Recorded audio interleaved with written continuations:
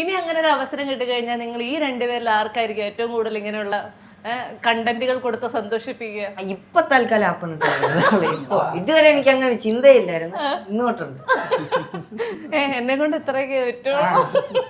അതിന്റെ ആന്റിയുടെ സത്യത്തില് വളരെ ലേറ്റ് ആയിട്ടുണ്ടായ 2 പിള്ളേരാണല്ലോ ഇത്. പക്ഷെ അവർ വഴി നിങ്ങളൊക്കെ ഭയങ്കര സ്റ്റാർസായി.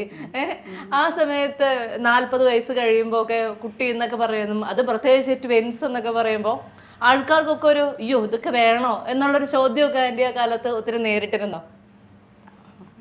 ഒത്തിരി വീട്ടില് അത്ര പുറത്തൊന്നും അങ്ങനെ ഞാൻ ഇറങ്ങത്തില്ലായിരുന്നല്ലോ.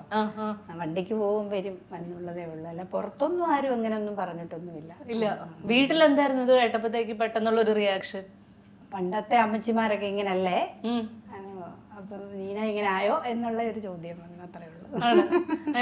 അപ്പൊ ആന്റിയുടെ മനസ്സിൽ എപ്പോഴെങ്കിലും പോയായിരുന്നോ ഇത് വേണോ വേണ്ടയോ എന്നുള്ളത്?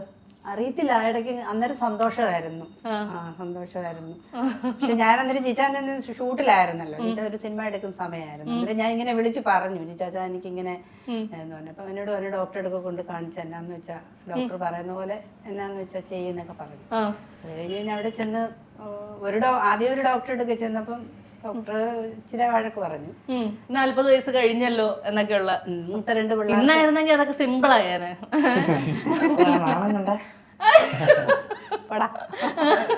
പിന്നെ ഞങ്ങൾ വേറെ ഡോക്ടറെ അടുക്ക ചെന്നു. അപ്പം പിന്നെ എന്നോട് ദൈവം വന്ന് സംസാരിച്ച പോലെയാണ് ആ ഡോക്ടർ എന്നോട്